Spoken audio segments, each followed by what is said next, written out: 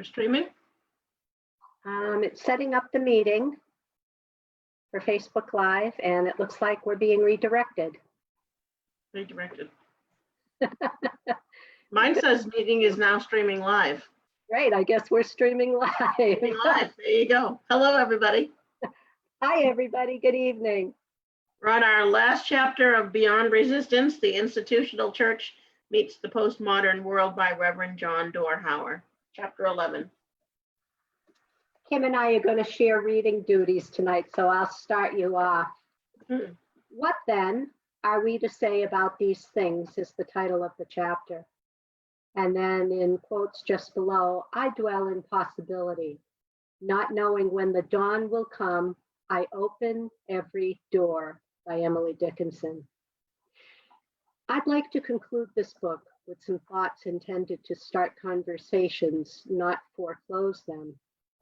Postmodernity isn't about your age, but your orientation. As I travel around speaking about this phenomenon, I encounter people of all ages who resonate deeply with what it means to be postmodern. What I have learned is that we make a big mistake if we think this is about old people and young people. When I spoke about this in one setting, a 90-year-old woman held up her arms and shouted with some glee, I am a postmodern. She had spent the afternoon listening to me describe what it is that differentiates postmoderns from those who see the world through the eyes of modernity. It dawned on her that she had been living with a postmodern sensibilities pretty much all of her life.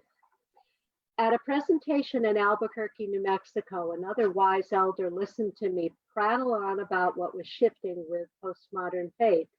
And she said, it sounds very much as if the church is in a paradigm shift between Christianity as a belief and Christianity as a new way of life. She knew immediately what lay at the heart of the matter, that dogma and doctrine and belief, while important, weren't the same as living a life consistent with one's core values. She was proud to know this and believed that she herself was committed to participating fully in that paradigm shift. The roots of postmodernity date back to the late 19th and early 20th century and began to take deeper root in the latter half of the 20th century. It should come as no surprise to any of us that there are more than a few people living in their later years who have been waiting for someone or something to give expression to what they have been experiencing most of their life. In every church I visit, I meet people who say to me that they stay in their church because of the relationships they have built. They tell me that their church is very much like family to them, and leaving it would mean ending relationships with people that matter. At the same time, they confess that they get very little from the experience that feeds their soul and spirit. These are postmoderns for whom institutional liturgies no longer inspire. A friend of mine who serves as a middle judicatory officer in his denomination was meeting with his clergy. They were all complaining about how mundane their settings were, how resistant to change they were, how difficult it was for them to move the wheels of progress forward with any dispatch. After listening to them whine for a while, he interrupted the conversation and asked straight out, how many of you, if not paid by the church you serve to do so, would attend your own worship service? Not a single one of them. Wait a minute. Not a single one of them agreed that they would. These are postmodern leaders who feel caught up in a static world, called to be part of something that they see unfolding around them, but not able or willing to break free from the ties that bind. All of that is to say that if we see what is unfolding around us as a young versus old thing, we're missing something very significant. We're forgetting that the culture has been changing in this direction for 2 or 3 generations already, and that many of our own current spiritual partners are really asking for something that they are not aware exists. They cannot and will not be easily satisfied with the rituals and liturgies and disciplines that fed the institutional church well for almost 500 years. Postmoderns are not our enemies, but our allies. I mentioned this in the introduction and have repeated the refrain more than once in earlier chapters. I still want to name it here as one of the most important things we can say to ourselves. The postmodern faith movement is not the cause of the institutional church's diminished capacity and relevance. That change was going to happen whether postmodern faith leaders figure out how to repackage the gospel or not. We dealt briefly in the first chapter with some of the causes of the decline we've seen in recent decades. The emergence of new ways of being in this postmodern world is not one of them. The risk in thinking otherwise is that we repeat the centuries of political and religious unrest that plagued the Western Church at the dawning of the Reformation. An already established church saw what we now believe to be a genuine response to the impulse of the Holy Spirit, fully invested in the ongoing work of the church to proclaim the gospel with integrity and authenticity as a threat to its hierarchy, its power, its control, its orthodoxy, and its dogma. Countless faithful were martyred, hung, imprisoned, tortured, burned at the stake, and executed by defenders of the faith who knew that such things were necessary in order to maintain the sanctity of their way of being.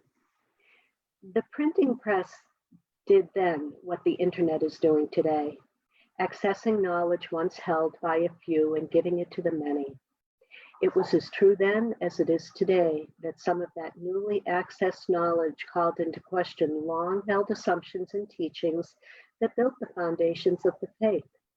Once this knowledge is held, the consumers of it have two choices: abandon the faith as archaic, or recreate the faith in ways that respond with integrity to what the heart and mind cannot overlook merely for the sake of honoring past principle. As the great abolitionist poet James Russell Lowell once wrote in his landmark poem, "The present crisis, time makes ancient good uncouth. We must onward still and upwards who would keep abreast of truth." Postmodern faith is not the progenitor of the postmodern world. The postmodern faith observed the same way reformers did that too, to the dustbins of history. I think I ran over a sentence. Missed the last. I'm going to put the glasses on. There we go. I'm going to start that paragraph. Postmodern faith is not the progenitor of the postmodern world. Postmodern faith observed the same way the reformers did that too much has shifted that we can't ignore. Rather than abandon the faith to the dustbins of history, they actively create something that has the capacity to make it meaningful and relevant again. Long after present-day spiritualists have lost their taste for scripture passages that we know are not divinely inspired, such as Judges 19, and long after the last chords of the pipe organs are featured as the means by which our hearts are stirred in worship, and long after trained experts with clearance, proper vetting, and full authorization are granted 60 to 90 minutes each week of our passive and undivided attention, the faith will be kept alive by those who have found a way to make the values of the gospel relevant without those things. Because we both see the power of this gospel of love, of welcome, of grace, of inclusion, of extravagant welcome as a means to change lives and communities, and because we will both make use of the precious resources we have been given to care for and proclaim that gospel, we need to remind ourselves that our success is dependent on each other. Rather than two worlds colliding and believing the existence of the one means the diminishment of the other, I believe it is possible that we all begin to see each other as allies. Rather than accepting that we are playing a zero-sum game with limited resources and that whatever one gets must be taken for the ledger of the other, I believe that we are all called to recognize that we are fully entwined with each other. What one experiences as success, the other feels and benefits from as well. They will, after all, know we are Christians by our love. Is yours a 2.0 church? If yours is a 2.0 church, be the best darn 2.0 church you can be. I was invited to be the keynote speaker at an annual banquet in a church located in an intentional retirement community. No one under the age of 55 can live there. They wanted me to come and speak about what is changing in the church and the world. When I finished talking about the changes and what is happening because of postmodernity, we did a little Q&A with the church. First question they asked was, how do we become this church? I said, you don't, and you shouldn't try. If you do, it will kill your church. If you are a church 2.0, then do what you can to become a church version 2.1, 2.2, heck, maybe even a 2.8 model. Don't be afraid of your change. Accept it. Adapt as you are able and meet the needs of your worshiping members. While I think it is possible for churches 2.0 to birth new 3.0 churches, I don't think it is possible or wise to ask one of them to abandon its familiar way of being in order to endure a paradigm shift. Adding a contemporary service, playing the guitar along with the organ, asking your pastor to remove her robe once in a while, using projection screens instead of bulletins, singing from a praise book instead of a hymnal, are often difficult changes for institutional churches to make, but it isn't changing their entire way of being. Good leaders will always calculate what changes can be endured under what circumstances. I don't think any leader can or should ask a body that gathered under one set of presuppositions to change their entire way of being and abandon it for a whole new way of being. Do I think that some of our churches are going to die? I do. Do I think that those members who are left when the lights go out for the last time could have saved their church by becoming postmodern? I do not. The simple truth is that much as Catholicism did not die with the Reformation, neither will the institutional church die with postmodernity. It is likely to be the case that a smaller number of people will ask for that kind of worship. We will reach a point where we will try to save every church and invest only in those that the market share will bear any given time. That's just good stewardship. So if you are a church 2.0 that believes you have a calling and a purpose and a mission and are not ready to die, then continue to be the best 2.0 you can be. You have postmoderns worshiping with you weekly. I often hear from worshipers and clergy alike that they keep attending their worship service because of the relationships they have built over the years. They can't quite fully express what it is about the shared worship life of the church, but they know it isn't quite hitting their sweet spot. These are mostly postmoderns. These are people who grew up in the church or who have felt a spiritual hunger and who turn to the church to feed that hunger and, consequently, have built ties and relationships with people they love and don't want to leave.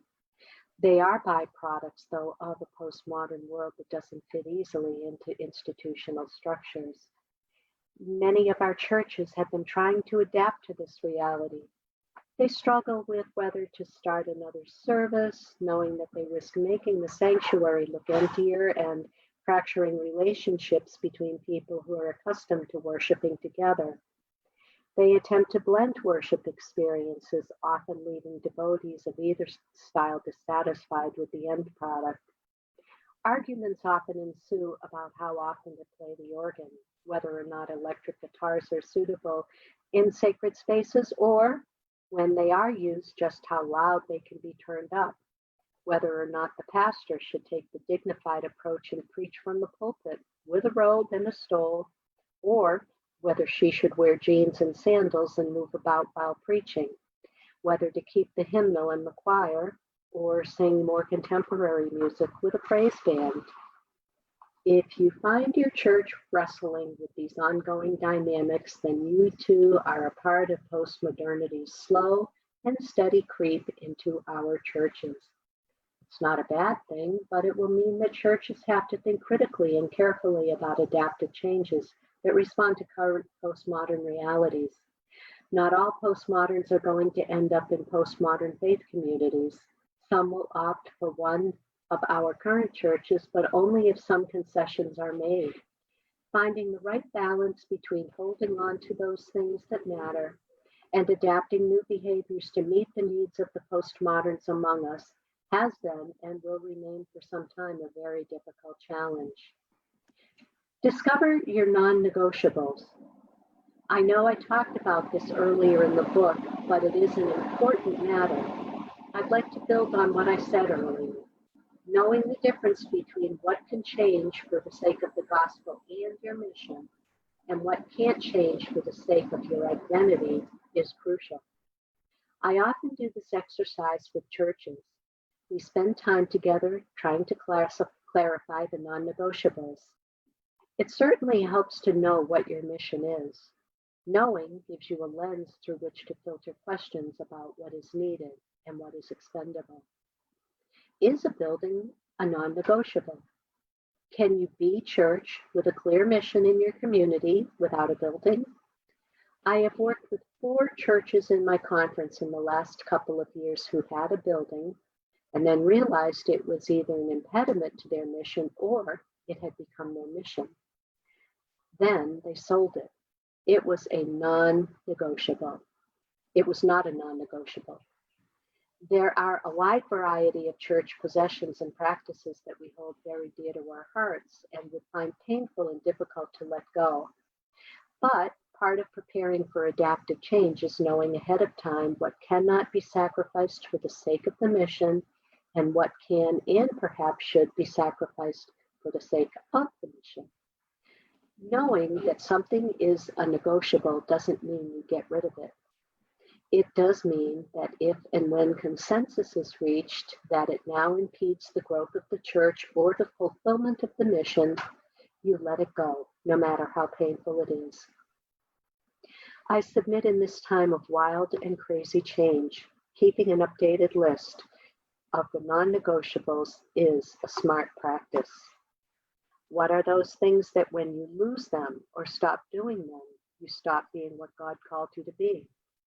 That's a tough test to ask of a product or a practice, and it's a high standard for something to try to live up to. Would you say that, or your church's organ, of your current hymnal, of the color of the carpet, of the pews, of the stained glass windows, of the governing structure of your church, has utilized for the last 50 plus years, of an open and affirming of just peace church commitment, of the annual garage sale? How many of these habits and how many are essential to your mission and identity? The clarification helps churches know in this sea of change we are living through what is worth fighting for to the bitter end and what is worth letting go of when needed. If your church hasn't taken the time to list their non-negotiables, I would recommend you bring in a skilled facilitator and have that discussion. It is important that this process is done with transparency. These are corporate decisions, not unilateral ones. I'm going to pause there, but that last paragraph, in fact, this whole so far has been hitting home, but I think that last paragraph kind of puts it where we're embarking upon right now with the designation. Yeah. Somebody that's trained. Yeah, but not just that, even back a little bit on 146 when it talked about, changing, taking off the robes and putting up the projection screens and trying some different music. I mean, there's already been some adaptations made, and it's been challenging for some people to embrace that change. It has been, yeah. And then, like the book says, for other people, it's their wheelhouse. So, right. Yeah, So I guess we're probably a mixture of the 2.0s and the postmoderns. 2.4. Right, maybe 2.6. Well, continuing on, find out how it is you encounter the sacred. Worship is an honest and sincere exploration of practices that create the possibility of an encounter with the divine. I believe that at its best, worship creates space in which the gathered can seek the sacred, and having encountered that presence, respond without fear or anxiety in whatever way seems most appropriate to them. Postmoderns know this. For them, worship is not and will never be a series of rehearsed or scripted rituals, language, or liturgies. Worship will never be assumed to be best executed in a dedicated building with elaborate architectural and decorative features that at one time were intended to, but don't always inspire. Worship itself is an overused piece of vocabulary that borrows the language of the institutional church, but which has little meaning in postmodern faith communities. I now talk about encounters with the sacred or divine rather than structured worship. The fluidity within postmodern communities when it comes to spiritual and sacred practices is a benchmark of their faith experience. They will meditate with Hindus, pray with Sikhs, sing with Christian praise bands, occupy back pews on quiet nights when Tazi services are offered, walk labyrinths, pray the rosary, hang mezuzahs on their doorposts, place statues of the Buddha on their bookshelves, and read the Quran, the Bible, the Bhagavad Gita, and the Torah. They like churches, mosques, and temples. They like rivers, mountains, and forests. They like candles, incense, and herbs. They sing, they chant, they meditate. They practice yoga, Lenten abstinence, and Celtic spirituality. They know mysticism, Wicca, and Kabbalah. They use spiritual directors, shamans, priests, rabbis, imams, and coaches to feed their spiritual pathways. If you are an institutional church that is part of a recognized denomination, it is going to be hard for you to change your stripes and meet all the needs of postmodern worshipers. But there are certainly some smart things you can think about doing. One is to put every piece of your current liturgical life to a simple test. Does this enhance or impede the presence of the divine? There is no way to answer that to everyone's satisfaction, obviously. What one worshiper uses to find the sacred may not work for the person sitting right next to them. But this does suggest that those pieces of in our sacred worship life that are just there because they always have been can go. It also means that throughout a church's liturgical lifespan, all reasonable options can be explored. Those done with excellence, imagination, freshness, and authenticity stand a greater chance of speaking to the postmodern worshipers in your midst. Creating partnerships with other faith leaders and communities will not enhance your own community's competency to function in a postmodern world. Those partnerships will have the added benefit of building networks that make for peace, lowering the risk of intolerant behavior that often accompanies simple ignorance of the other among us. Postmoderns understand that. Each new exploration of a spiritual pathway will grow your church's ability to create moments in which the sacred and the divine can be experienced. Those moments are precious. Every postmodern faith community knows that such moments are essential to shaping a life well lived. Have a clear mission, a reason for why you exist. Remember, not every church is going to die. Some are going to thrive. The ones that do will have a clear sense of mission. Postmodern worshipers will sniff out institutions that have grown inward and that focus their time and attentions on the maintenance and upkeep of only those things that pertain to the membership, staff, and property. Postmoderns will look for a faith community that exists as a presence in the community and the world. They will want to make sure that their place of worship shows an interest in knowing something meaningful about who they are and what gifts they bring to the table, and can deploy those gifts wisely and effectively in service for the common good. There is one simply test to determine whether your church is committed to its mission. Read the agenda at your next council meeting. What percentage of the agenda items tests the church's commitment to its core mission? How much time is spent deliberating about whether or not the structure, the building, the staff, and the members are engaged fully in the effort to fulfill that mission? Is the stated mission of the church predominantly featured in the minutes? It is a small diagnostic test, not an easy quick fix. Don't just type in the words of your mission statement on the next agenda and think, okay, we fixed that. This is a sort of where your treasure is, there also your heart will be kind of thing. If your treasure is your mission, the heart of your church will know it, and everything that emanates from the leadership of the church will reflect that. Does your church have and know its purpose, its reason for being? A clear and strong and vital sense of mission that derives from and reinforces the passion of its members is an essential ingredient in vitality that trumps membership numbers and offering plate totals. Those won't save churches that are dying. The Holy Spirit will remain invested in those churches which serve a vital part of community life and whose disappearance would compromise the ongoing presence of the gospel, the good news in that community. I have come to learn that finding a mission that drives your collective passions and that every member is fully invested in is the smartest and most potent thing a church can invest its time and resources in. Don't do it as a mechanism for driving new postmodern worshipers to you or to save your church. Those may or may not be some nice side benefits. Do it because this is what churches were birthed for in the first place. And without a clear mission, you have lost your reason for being. Bylaws matter, gatekeeping kills. I used to think that anyone who cared about bylaws was a polity geek.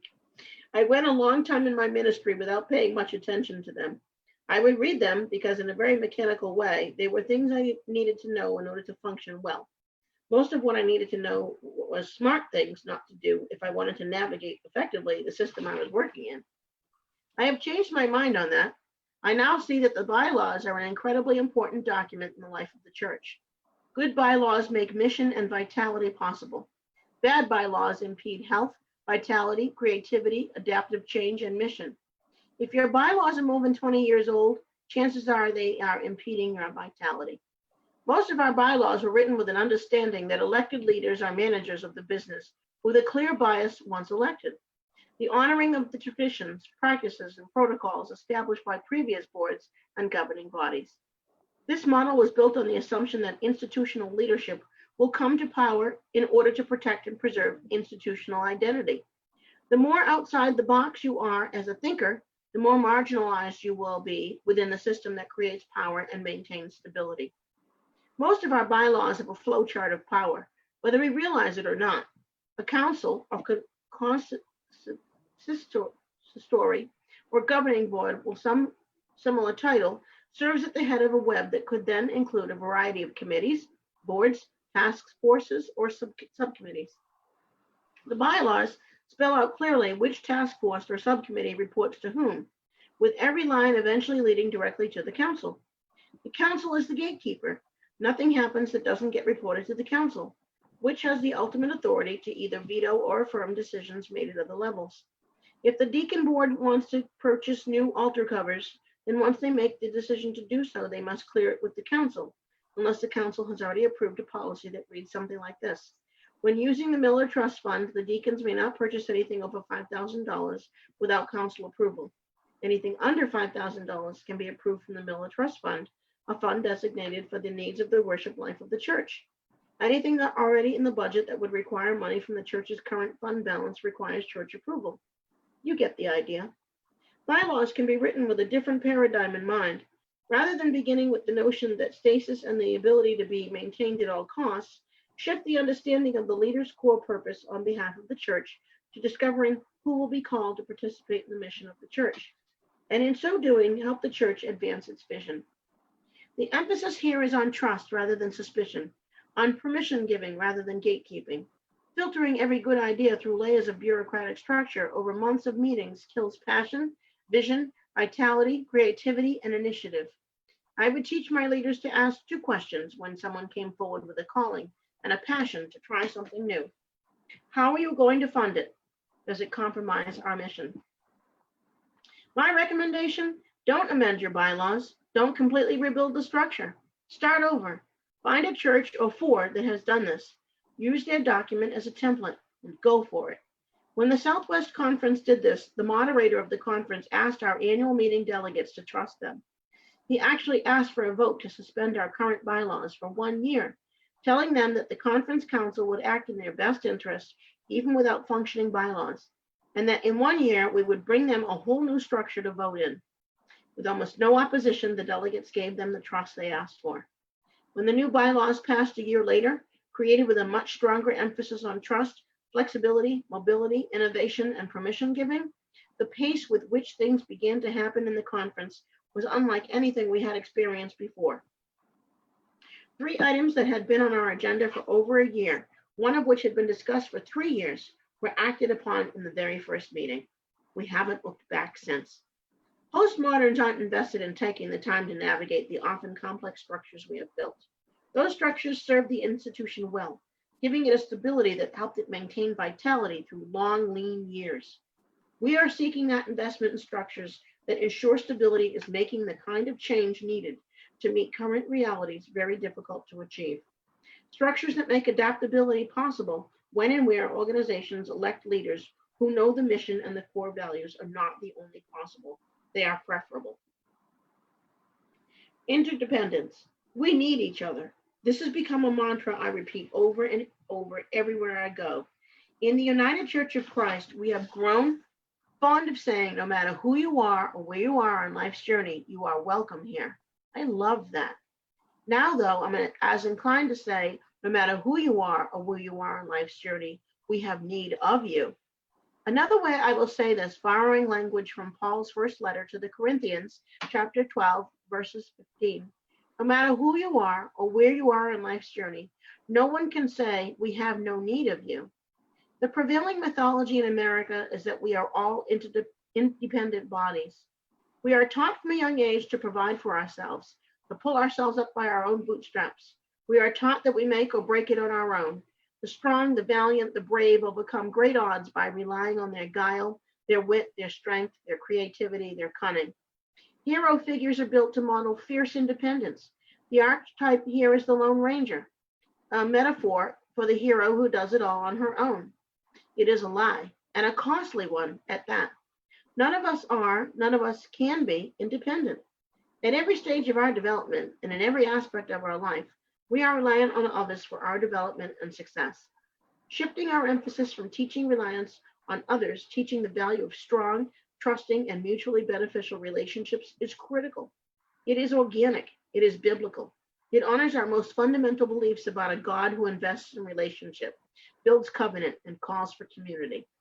I have often said of my denomination, the UCC, that our insistence on the autonomy of the local church is hindering our vitality. As one church after another struggles through a time of diminished capacity, relevance, and missional impact, they do so often without either the awareness or the assistance of partners who could make some difference. Lone Ranger pastors who perpetuate the notion that this is our battle to fight alone are helping to destroy the churches they love.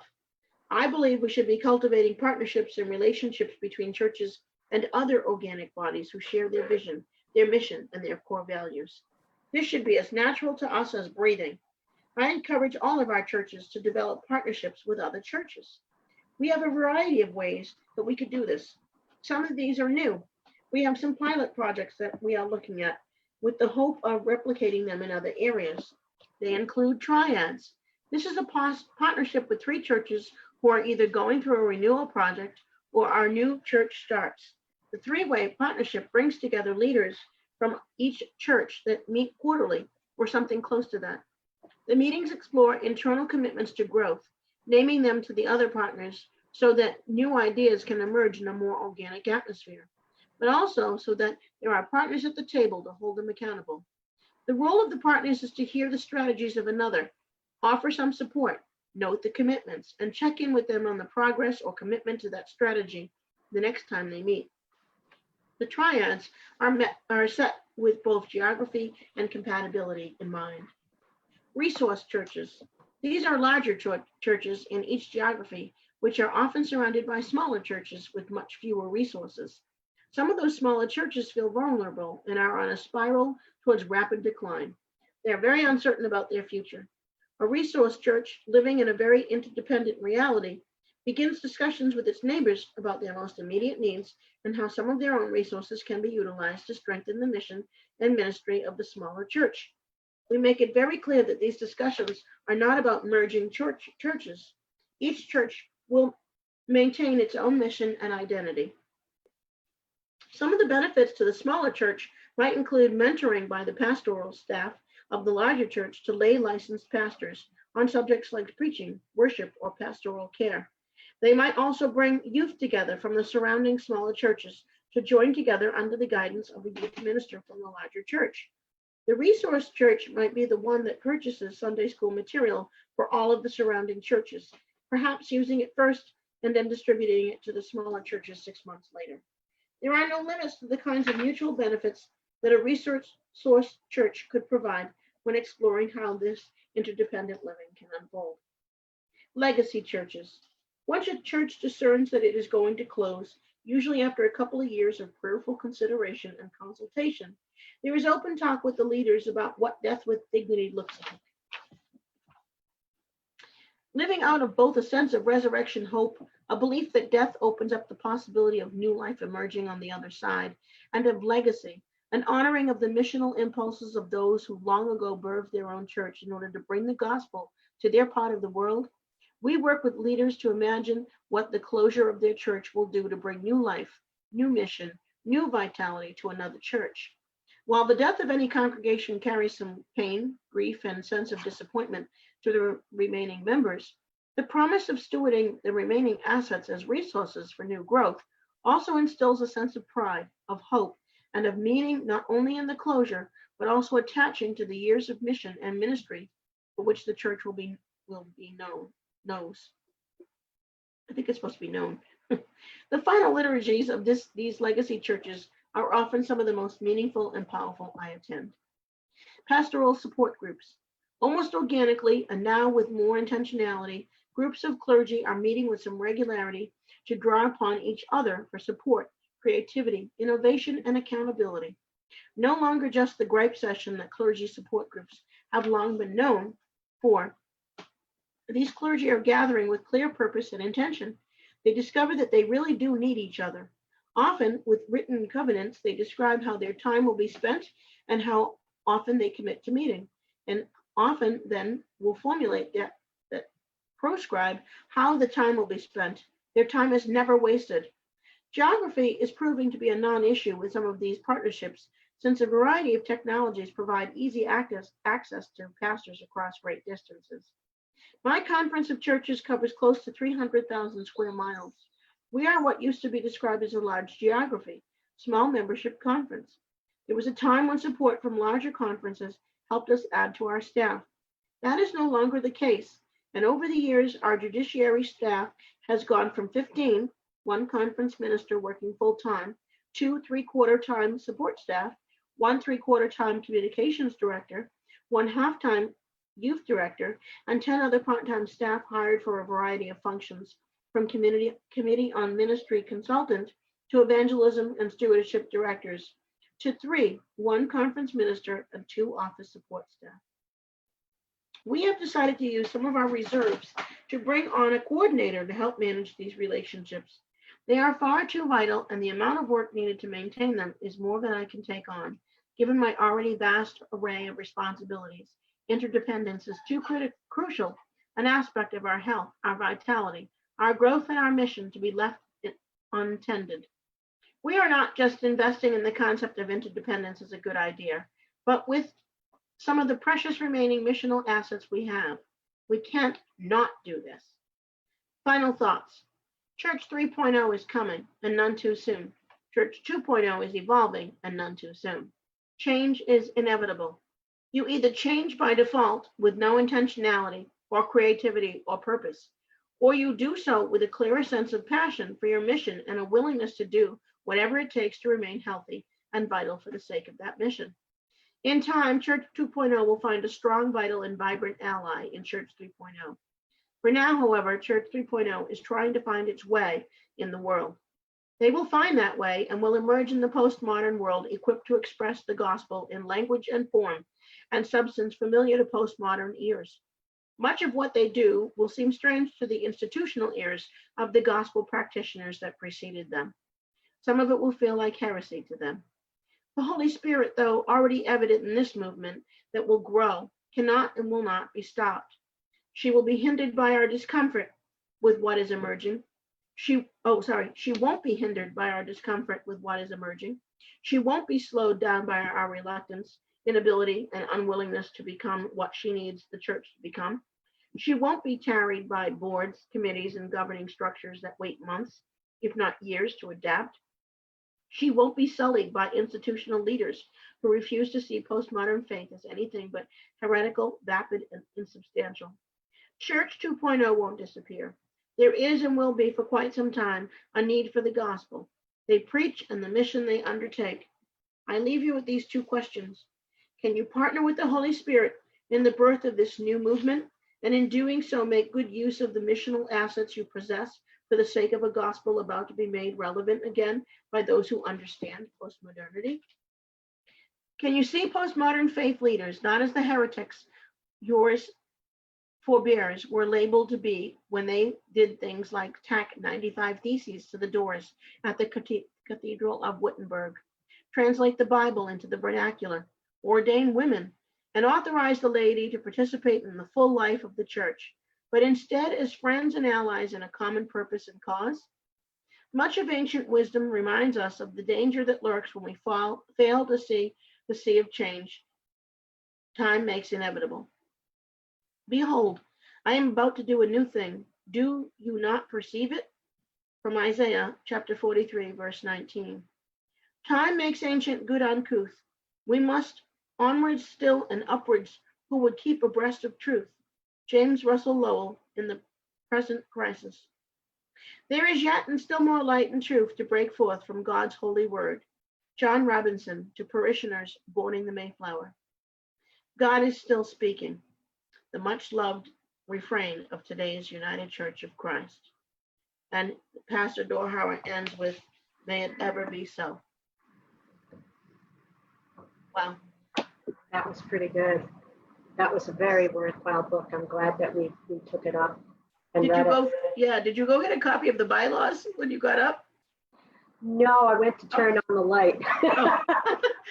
I thought you were picking up the bylaws to see if our mission was in there. I got to tell you, I think about, with us as a governing board, and we're just getting into bit by bit little pieces of what the new model suggests, what the book suggests the new model should be. Right. So for the better part of our time together, we've been grappling with issues of the pandemic. And I really hope, because we show such shades of, like I was thinking about the agendas, and we show such shades of working towards that mission right now, even though we have to deal with the condition of the building and da da da da da da da.